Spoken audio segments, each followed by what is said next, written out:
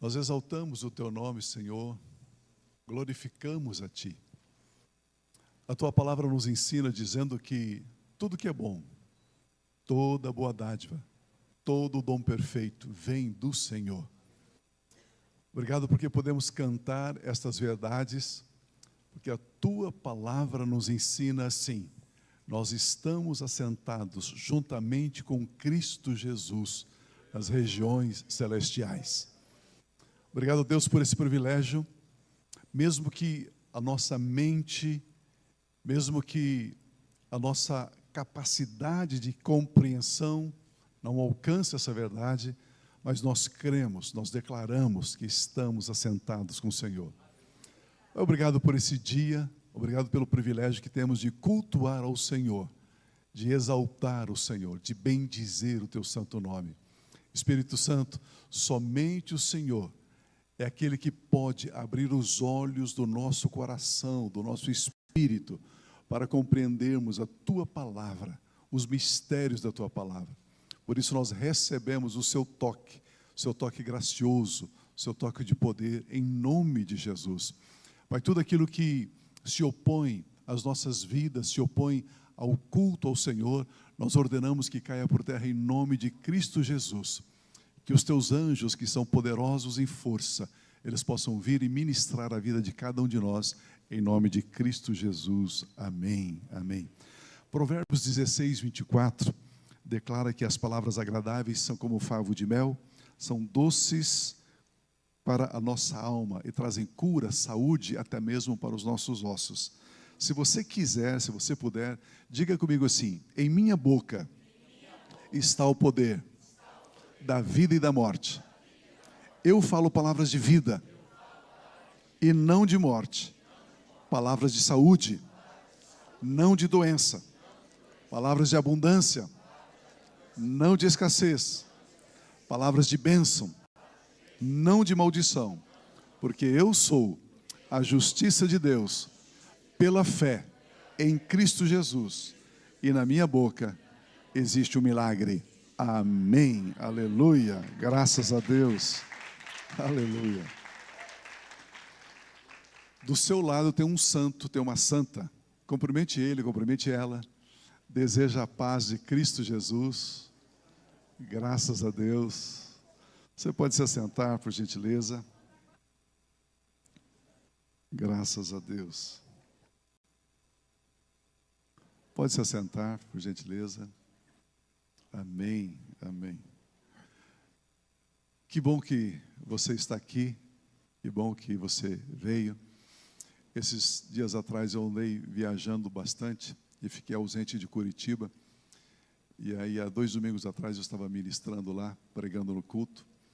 Aí eu falei assim para a igreja, né? Diga para a pessoa que está do seu lado, que bom que o Pio veio, né? Então, que bom que você está aqui. Graças a Deus por isso. Aliás, um tempo gostoso, né? Não está quente. Eu já vi em Maringá que, meu Deus do céu, até o cérebro suava, né? De tão quente, está tão gostoso. Hoje, saindo de manhã no hotel, um rapaz de blusa. Eu falei, mas aí também não, né? Aí também não, né? Estava de blusa. Falei, deve ser maringaense, né? Estava sentindo frio. Queridos, que bom que podemos estar aqui em comunhão uns com os outros e ter esse tempo agora também em torno da palavra de Deus. Eu costumo dizer que depois do presente, depois da dádiva de Cristo Jesus, e depois que Jesus rogou ao Pai que Ele enviasse o Espírito Santo, o maior presente, o maior tesouro que eu e você temos é a palavra de Deus, a Bíblia Sagrada. O próprio Senhor Jesus disse que os céus e a terra passarão. Ou seja, tudo aquilo que os nossos 5 sentidos percebem vai acabar. Tudo vai acabar, vai passar. Mas a palavra de Deus permanece para sempre. Então é gostoso nós estarmos engajados, envolvidos com aquilo que permanece, aquilo que não passa, aquilo que estará existindo para todo o sempre. Graças a Deus por isso. A palavra de Deus, ela revela Deus. Eu tenho por costume pegar alguns textos da Bíblia Tem muitos versículos na Bíblia, muitos textos que eu não tenho a mínima noção do que significa. Eu estudo, leio, eu vou no grego, vou para cá, vou para lá, e vou atrás de comentaristas e enciclopédias, e leio, e quanto mais leio comentário das pessoas, menos eu entendo aqueles textos, sabe? Textos difíceis. Mas eu faço o seguinte, às vezes eu pego um texto e fico lidando com ele, assim, uma semana, um mês, 2 meses, 6 meses, 1 ano, 2 anos, e de repente, parece que raia uma luz. Aí você enxerga e diz, não é que eu estou entendendo tudo, mas um pouco do que está escrito aí eu estou entendendo, estou compreendendo, estou percebendo. A palavra de Deus, ela nos revela Deus. A palavra de Deus, ela nos revela como que Deus pensa. Se você quiser entrar na mente de Deus e olhar a vida na perspectiva, na ótica dele, isto pode acontecer através da Bíblia, através da palavra de Deus. A grande dificuldade é que a nossa mente, a nossa lógica, a nossa mente é a mente caída. Nós nascemos em pecado, nós nascemos em iniquidade. E essa mente caída, essa mente limitada, ela não consegue se conectar com a mente divina. Porque a mente divina, ela é espiritual. E a nossa mente, ela é material, carnal. E aí nós temos essa dificuldade de entender o que Deus está falando. Um dos textos que eu costumo, quando nós damos aula na FATEM, e quando nós falamos ali sobre a ressurreição de Lázaro, chega num momento ali que Jesus chorou, diz o texto, né? Jesus chorou. Jesus chorou de frustrado, Jesus chorou de irritado. Porque Jesus diz, olha, ele vai ressuscitar. Eu sei que ele vai ressuscitar no último dia. Vamos lá para a casa de Lázaro, né? Porque Lázaro está doente. Não, mas se ele está doente, ele vai melhorar. Não, mas nós temos que ir lá. Não, se você for lá, você vai morrer com ele. Então, é uma conversa que não tem conexão. Sabe? Jesus fala uma coisa, Jesus fala num nível, e os discípulos e todo mundo falam no outro. Falam num, falam no outro. Eles não se entendem, não entendem. Jesus chega e diz assim, tira a pedra. Não, Senhor, já cheira mal, não pode tirar a pedra. Sabe? Então, difícil de Jesus conversar com a gente, porque a nossa mente, ela não é espiritual. Ela é material, ela é carnal, ela é corrupta, ela é uma mente desgraçada. E aí, para a gente se conectar com a mente divina na palavra de Deus, não é tão fácil, não é tão simples assim. Por isso que o apóstolo Paulo diz, eu oro para que sejam iluminados os olhos do vosso coração, do vosso espírito. Lembrando que 99% das vezes que aparece a palavra coração no Novo Testamento é sinônimo de espírito, né? Não é alma, é espírito. E aí o Espírito Santo, somente ele pode abrir os olhos do nosso entendimento para a gente compreender a boa, a perfeita e agradável vontade de Deus. Portanto, tudo o que nós encontramos na Bíblia, nós devemos dar uma atenção especial, pois passarão os céus e a terra, mas a palavra de Deus permanece para sempre. Existe um padrão divino para vivermos a nossa vida cristã diária. Ontem à noite falei um pouquinho sobre Jesus. Ele é o Siloé, ele é a fonte. A gente se encontra com Jesus, a gente começa a ver, a gente começa a enxergar, a gente começa a experimentar, experienciar uma dimensão diferente.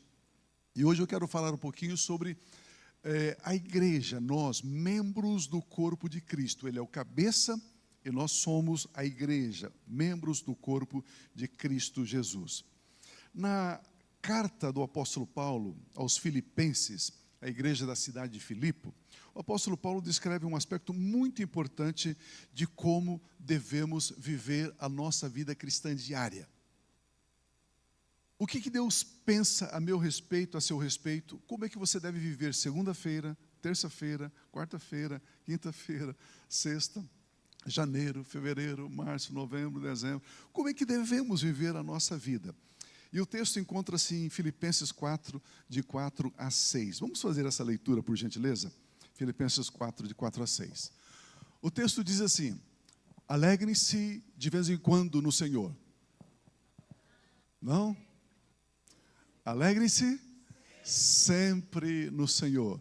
Direi novamente. Se você não leu a primeira vez, então lê a segunda, né? Direi novamente. Alegrem-se sempre. Versículo seguinte. Alegrem-se. Que a amabilidade de vocês, alegrem-se sempre no Senhor, é isso aí. Que a amabilidade de vocês seja conhecida por todas as pessoas. Que o amor de vocês, a amabilidade, a docilidade de vocês, membros do corpo de Cristo, seja conhecido por todas as pessoas. Pastor, até pela minha sogra, até pela sua sogra. Por todas as pessoas. Por todas elas. Perto está o Senhor. Não andem ansiosos por coisa alguma. Mas eu tenho um motivo para ficar ansioso. Não. Nenhum motivo. Não andem ansiosos por coisa alguma, mas em tudo, por meio da oração e da súplica. Tem continuação lá? Com ações ou com ação de graças, apresentem-se seus pedidos a Deus. Aleluia. E eu quero conversar um pouquinho com você sobre essa declaração da palavra de Deus. Deus olha para mim e para você, Jesus, que é o cabeça da igreja, olha para mim e para você, que somos membros do corpo dele, e ele diz: alegrem-se sempre. Alegre-se sempre. Lembra que eu disse no começo que a mente espiritual e a nossa mente natural não faz essa interface, essa conexão? A palavra grega traduzida aqui por alegrar é chairo, que significa regozijar-se, estar contente. Chairo significa ficar extremamente alegre. Se eu pudesse fazer uma paráfrase aqui nesse versículo, eu diria assim: alegrem-se sempre, fiquem extremamente contentes, regozijem-se sempre, sempre no Senhor Jesus. O tempo verbal da língua grega, eu estudei assim um bocado grego, estudei bastante grego. Grego é uma língua muito complicada, muito difícil, porque existe na língua grega umas estruturas da gramática grega que não tem em português. Então o português é uma língua pobre, simples, perto do grego. Aí, por exemplo, a língua portuguesa, para nós, é complexa, não é uma língua fácil, ela é difícil. E aí tem uma língua, por exemplo, o inglês. O inglês é mais simples que o português. O português é mais complexo que o inglês. Então, quem fala português fica fácil falar inglês, né? Quem fala inglês é difícil aprender português. Quem fala grego, para falar português é fácil. Quem fala português para aprender grego, é difícil. Porque existe, por exemplo, na gramática grega, dativo. Você sabe o que é dativo? Não, porque em português não tem. Nominativo, acusativo, declinações. Isso não tem em português, mas no grego tem. E quando a gente lê no grego, esse texto aqui, o tempo verbal do alegrar aqui, da alegria, está num tempo que a gente chama de tempo contínuo. Tempo contínuo significa, como se estivesse escrito assim: depois que vocês se alegrarem bastante, alegre-se novamente. E novamente, e novamente, e novamente. Alegre-se sempre, e sempre, e novamente, e novamente. É isso que está escrito aqui. É esse texto da palavra de Deus. Mas a nossa alma, ela fica em choque com esta afirmação bíblica. Como é possível isso, pastor? Mas se não fosse possível, Deus nos pediria isso? Alegre-se sempre, sempre, sempre, sempre. Se fosse impossível, Deus ia pedir para mim e para você isso? Claro que não. Se Ele pede, porque é possível. Alegre-se sempre. Novamente vos digo, regozijem-se sempre no Senhor. E quando eu leio um texto assim, que a minha alma, quando lê, parece que a minha alma está chupando assim um limão bem azedo, ela fica assim: não é assim, não dá. Isso não pode. Não. Quando a minha alma rejeita um texto bíblico como este aqui, que é que eu faço? Eu leio de novo, e começo a considerar, dizer assim, Senhor, se o Senhor está dizendo que é possível viver 24 horas do dia alegre, 7 dias por semana alegre, 30 dias no mês alegre, 12 meses no ano alegre, a vida toda alegre, se a tua palavra está dizendo que é possível, Senhor, eu quero experimentar isso. Eu quero experimentar isso. Eu gostaria de ver como que é isso. Certa feita, uma garotinha, olhando para um pássaro no galho de uma árvore, no parque, ela estava junto com a sua mãe, naquela manhã de verão, e ela disse assim, mamãe, veja esse pobre passarinho, ele não tem gaiola. Mamãe, veja esse coitadinho, ele não tem gaiola. Para aquela garotinha, a gaiola representava abrigo, proteção, fonte de alimento, fonte de água. Para aquela garotinha, fora da gaiola, aquele passarinho estava à mercê do acaso. Mas a verdade é, a gaiola representa os cuidados que os homens podem dar. Fora da gaiola, representa os cuidados que Deus pode dar.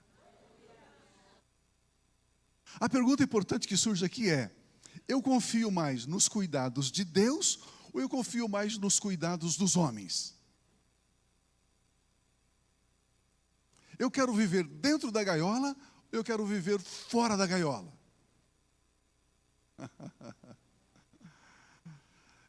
Quando a Bíblia diz, alegrem-se sempre no Senhor, a Bíblia está dizendo, primeiramente você precisa se posicionar em um lugar. E esse lugar tem que ser fora da gaiola. Tem que ser confiança e dependente nos cuidados de Deus. Sabe por que você não consegue se alegrar sempre? Porque você está dentro da gaiola. Ou seja, você está confiando no cuidado dos homens. Podemos ir embora?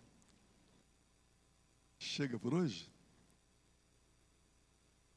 Ontem eu falei que Deus, através de Cristo Jesus, abre gaiolas, abre jaulas. Mas sair dessa gaiola, sair dessa jaula, é uma decisão nossa. Deus, Ele abre a gaiola e Ele não entra lá e pega você pela mão e diz, saia daí. Não, Ele abre e diz, se você quiser sair, você sai. Nós temos o livre-arbítrio. Nós temos a liberdade de escolha.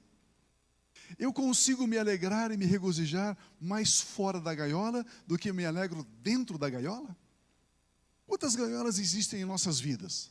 Vamos imaginar. Quantas gaiolas? Quanto ao assunto finanças, você está dentro ou fora da gaiola? Quanto ao assunto família, você está dentro ou fora da gaiola? Quanto ao assunto saúde, você está dentro ou fora da gaiola? Quanto ao assunto ministério, você está dentro ou fora da gaiola? Aquela garotinha estava perguntando, quem é que sustenta esse passarinho, mamãe?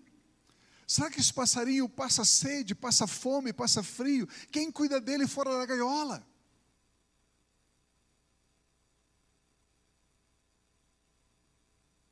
Deus, se eu decidir viver fora da gaiola, quem é que vai cuidar de mim?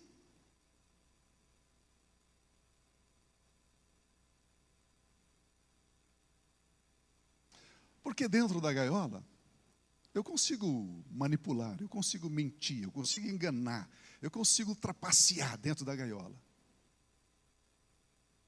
Mexer os pauzinhos. Mas fora da gaiola, eu preciso aprender a confiar e depender do meu Pai Celestial.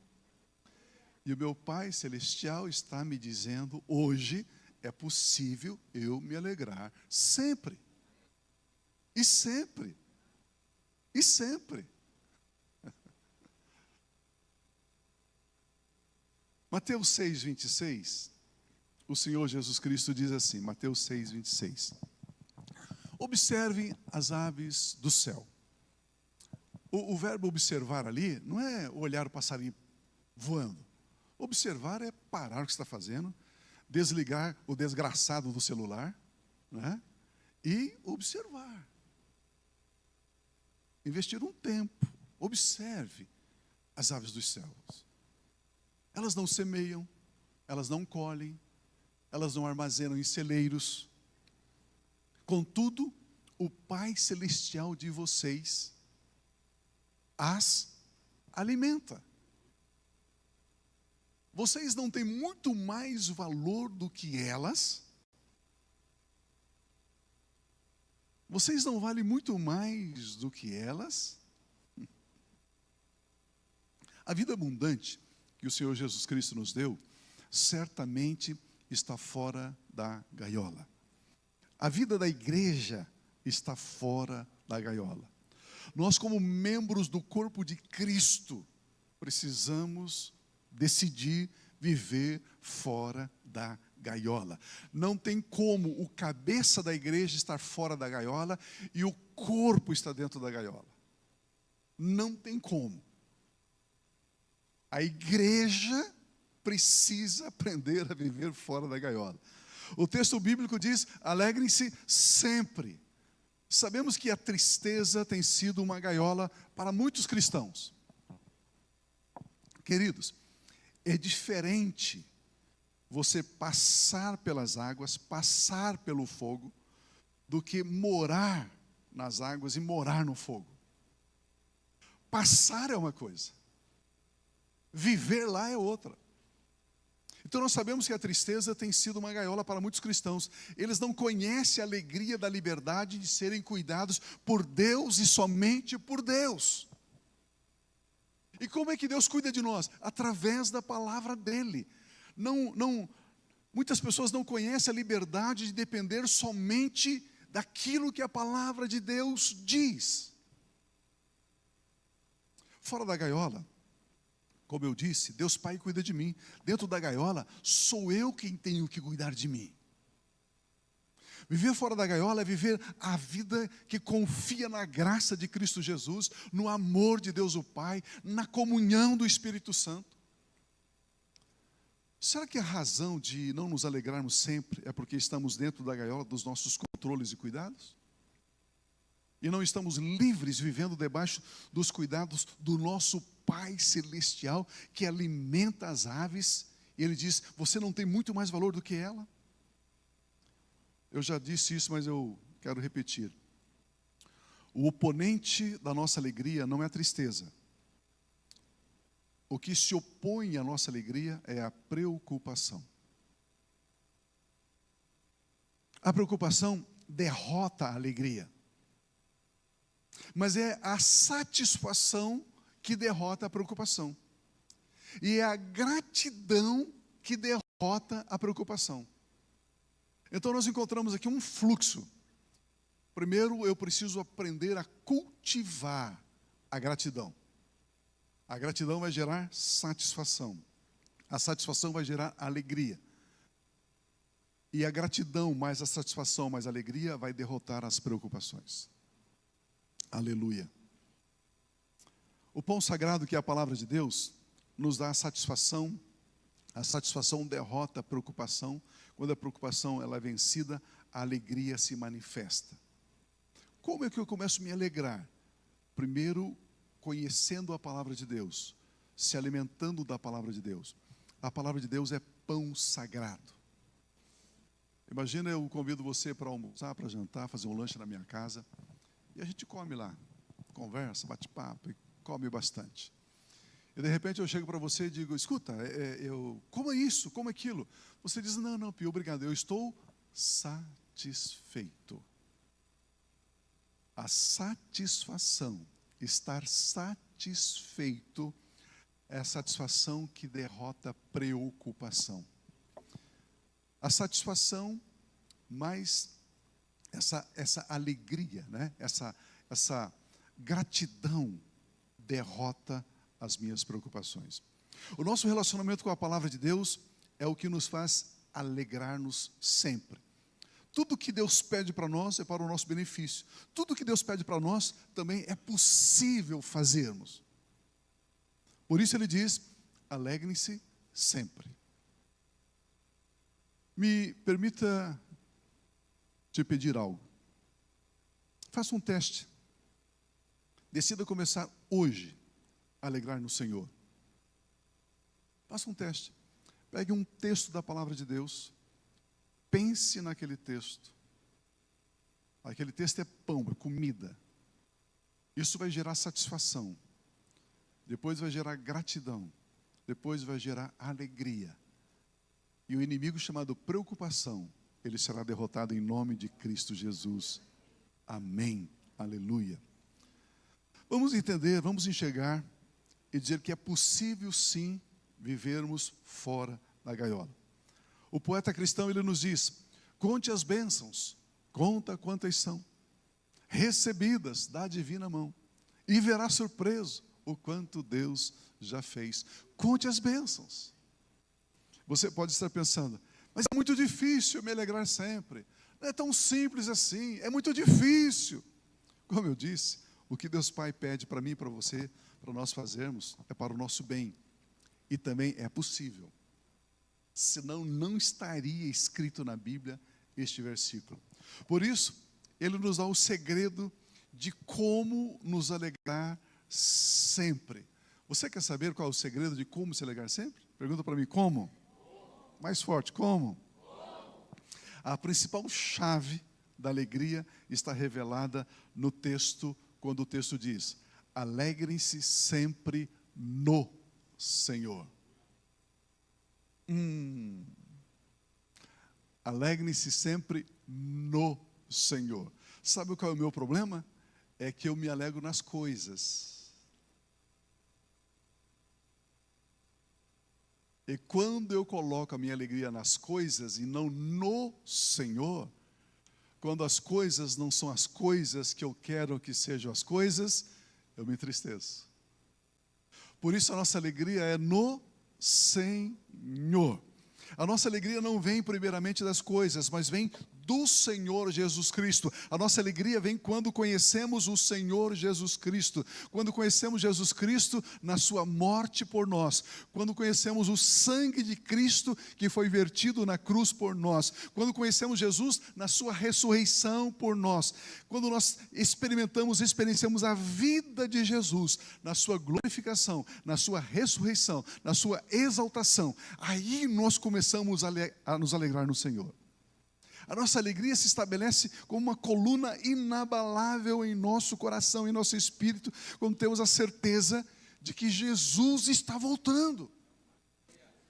A nossa alegria se estabelece no Senhor quando você olha e quando você entende de uma forma assim absurda, radical, absoluta, que tudo que você está vendo vai acabar, mas Ele permanece para sempre.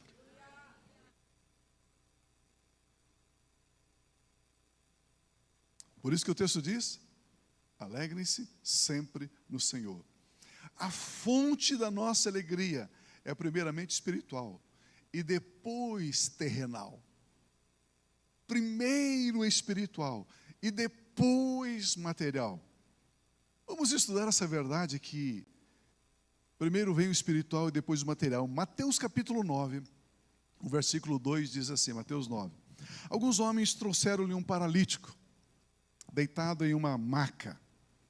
Vendo a fé que eles tinham, Jesus disse ao paralítico: tem bom ânimo, filho, os seus pecados estão perdoados. Tenha bom ânimo, filho, filha, os teus pecados estão perdoados. Tenha bom ânimo, meu irmão, minha irmã, os teus pecados estão perdoados. Você conhece a história?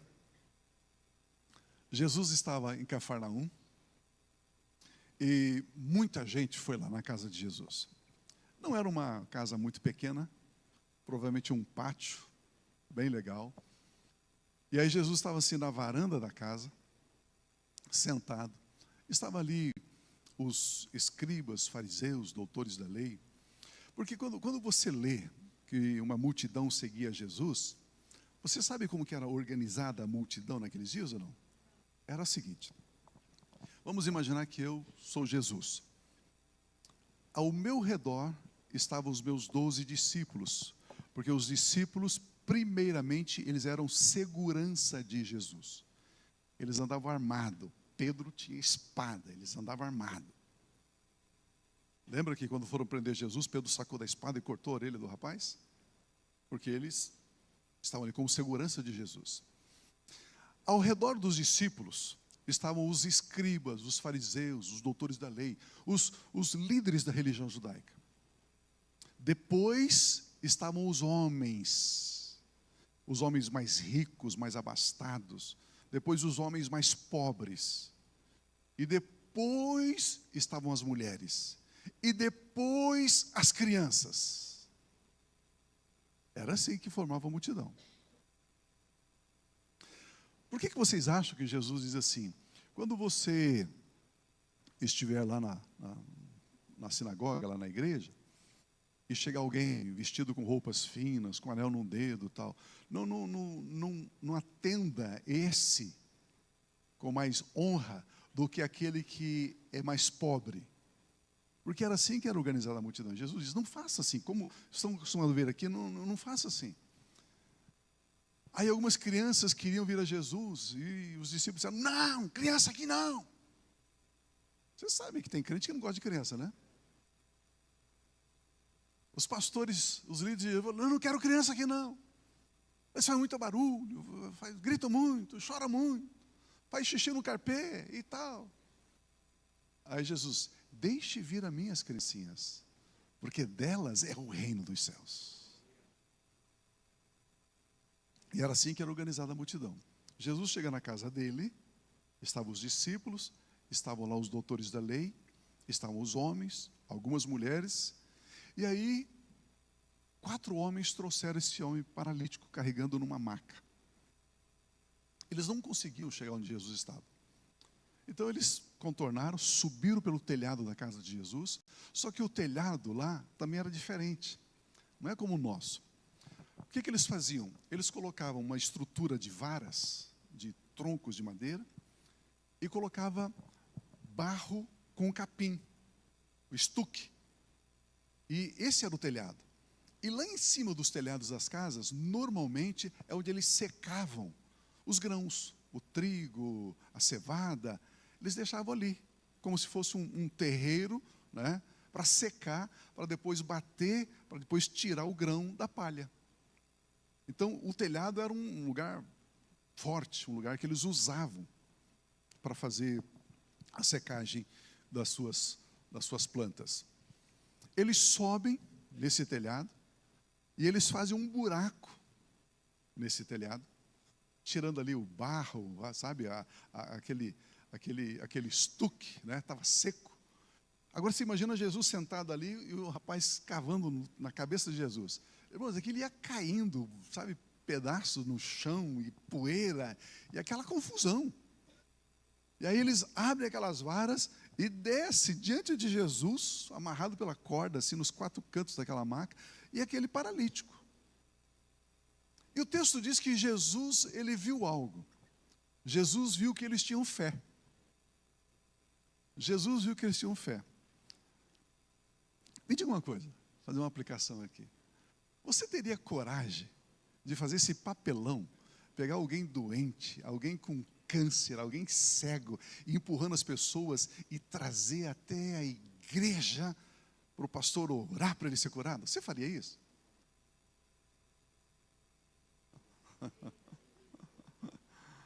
Hã? Porque e se ele não for curado? E aí eu estava tão empolgado com o negócio e, né? Aquele jovem, aquele seu amigo, aquele seu colega, que você sabe que está usando maconha, usando cocaína, você tem coragem de trazer a igreja e falar assim, pastor, ore com ele. Aquele seu colega de trabalho que você sabe que está traindo a mulher, está adulterando, você tem coragem de trazer a igreja e dizer assim, Senhor, pastor, ore com ele. Tem uma cadeira vazia perto de você?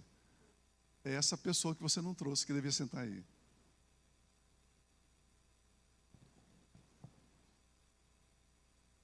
Fechando a aplicação aqui.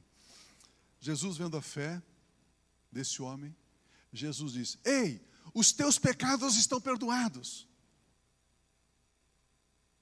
Espera lá. Esse paralítico não veio ali para receber o perdão dos pecados. O paralítico veio ali para ser curado. Então Jesus está enganado. Jesus está errado, então. Ele veio para receber cura e Jesus dá o perdão, a purificação, o pecado dele?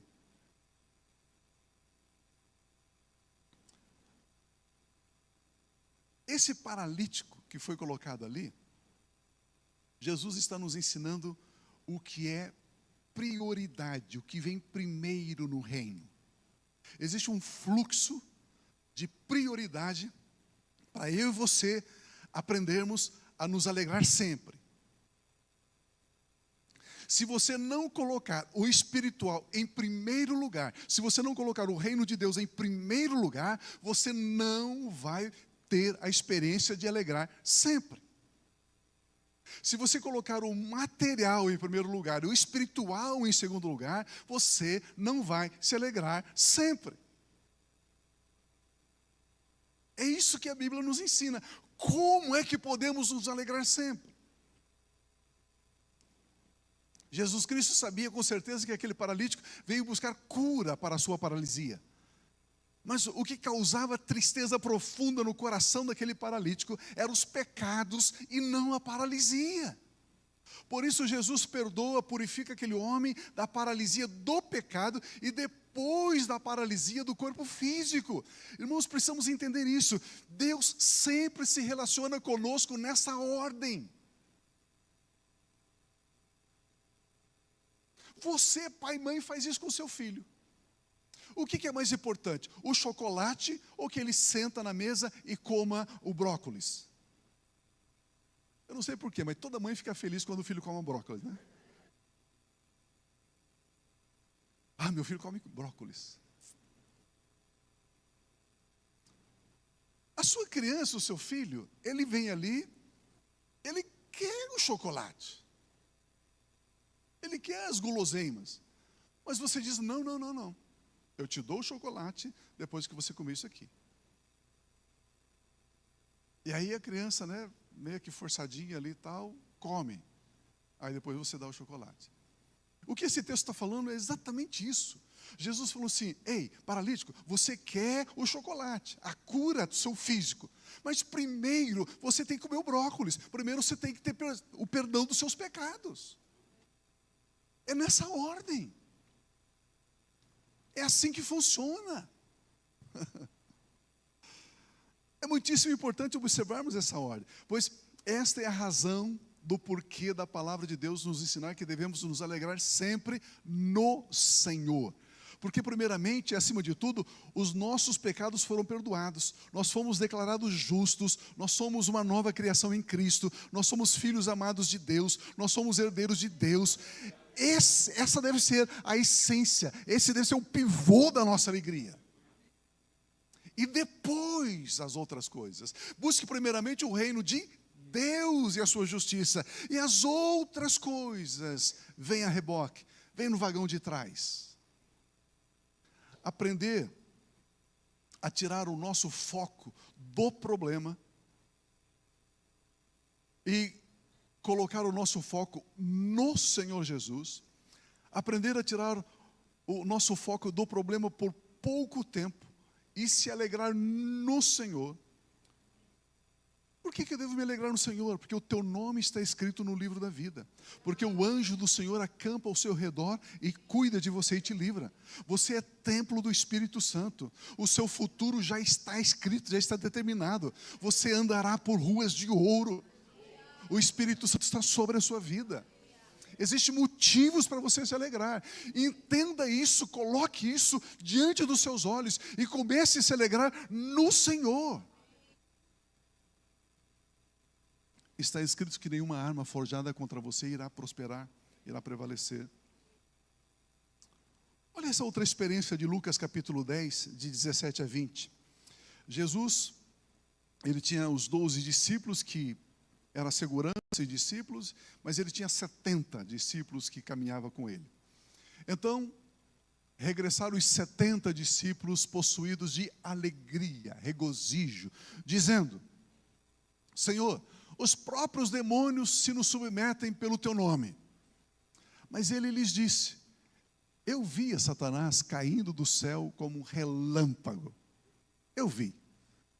E o texto continua: eu vi Satanás caindo. Eu dei a vocês autoridade para vocês pisarem sobre serpentes, sobre escorpiões e sobre todo o poder do inimigo, e nada lhes causará, absolutamente nada vos causará dano. Nada vai causar dano a vocês. O versículo 20. Não obstante, contudo, alegrai-vos não porque os espíritos malignos vos submetem. Alegrai-vos porque o vosso nome está escrito no livro da vida. Está escrito nos céus. Olha o que Jesus está fazendo aqui. Jesus está corrigindo o foco deles. Os 70 foram enviados. Eles foram às aldeias ao redor.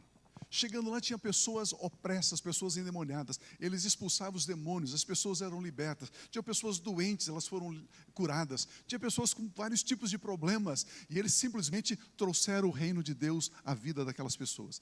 E voltaram com grande alegria. E a Bíblia diz: alegrai-vos sempre. E quando eles voltaram com grande alegria, dizendo: Senhor, as pessoas foram curadas, os demônios nos submetem, Senhor, nós estamos alegres. Jesus disse: ok, tá, tudo bem. Só que você precisa colocar uma ordem aí. Uma ordem aí. A ordem é: o nome de vocês está escrito nos céus. Essa deve ser a primeira e principal razão pela qual você deve se alegrar. E depois se alegrar porque os demônios submetem, porque os enfermos são curados, porque você está pregando o evangelho, as pessoas estão se convertendo. Isso deve vir em segundo plano. Existe uma ordem. Existe um fluxo aqui. A razão da nossa alegria não são os nossos resultados, mas sim quem nos dá os resultados. Os discípulos de Jesus Cristo então voltaram alegres porque os demônios se submetiam a eles. Jesus diz: olha, é assim, se alegre porque o seu nome está escrito no livro da vida. Nós devemos nos alegrar porque os nossos pecados foram perdoados. Devemos nos alegrar porque os nossos nomes estão no livro da vida. Devemos nos alegrar porque nós somos membros da igreja de Cristo Jesus. Estes são os motivos centrais da nossa alegria. E depois, porque nós temos autoridade para realizar, para fazer a obra de Deus. 1 Coríntios capítulo 15, 57, 58 diz assim: mas graças a Deus que nos dá a vitória por intermédio de nosso Senhor e Salvador Jesus Cristo. Portanto, meus amados irmãos, sede firmes, inabaláveis, sempre abundantes na obra do Senhor, sabendo que no Senhor o vosso trabalho não é vão. No Senhor, alegrai-vos no Senhor. As nossas vitórias não são alcançadas por causa das nossas habilidades, mas sim elas nos são dadas. Queridos, a Bíblia é impressionante, mas graças a Deus que nos dá a vitória. Aí você vai numa igreja e diz assim: irmão, se você fizer uma corrente de 7 sextas-feiras, Deus vai te dar a vitória. Mentira. Mentira. O texto diz que Jesus nos dá a vitória. A vitória é dada, não é conquistada. Não é pelo que fazemos. Ele nos dá a vitória. Isso é a graça do nosso Senhor Jesus Cristo. Esse é o amor de Deus, o nosso Pai. Ele nos dá a vitória. Por isso nós devemos nos alegrar nele. Não nos alegramos em nossas realizações e conquistas, porque a alegria duradoura é a alegria que se apoia nas realizações de Cristo Jesus, o nosso Senhor, o nosso Salvador. Não nos alegramos em nossa sabedoria, mas nos alegramos na sabedoria do Senhor. Não nos alegramos nas nossas conquistas, mas sim nas conquistas dadas a nós por Cristo Jesus. Não nos alegramos em nossa força, mas sim na força do Senhor Jesus que flui através de nós. Pois foi Ele quem venceu a morte.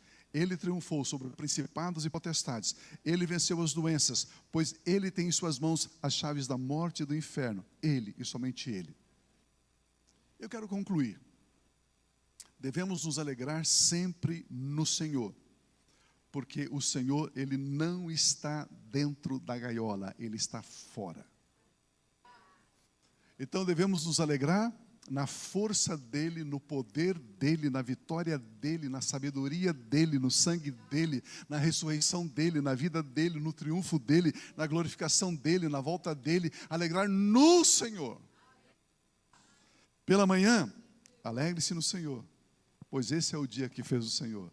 Ao meio-dia, alegre-se no Senhor, pois o sol não te molestará de dia. Ao anoitecer, alegre-se no Senhor, pois não dorme aquele que te guarda. Está escrito, esse é o dia que fez o Senhor. Regozijemo-nos e alegremo-nos nesse dia.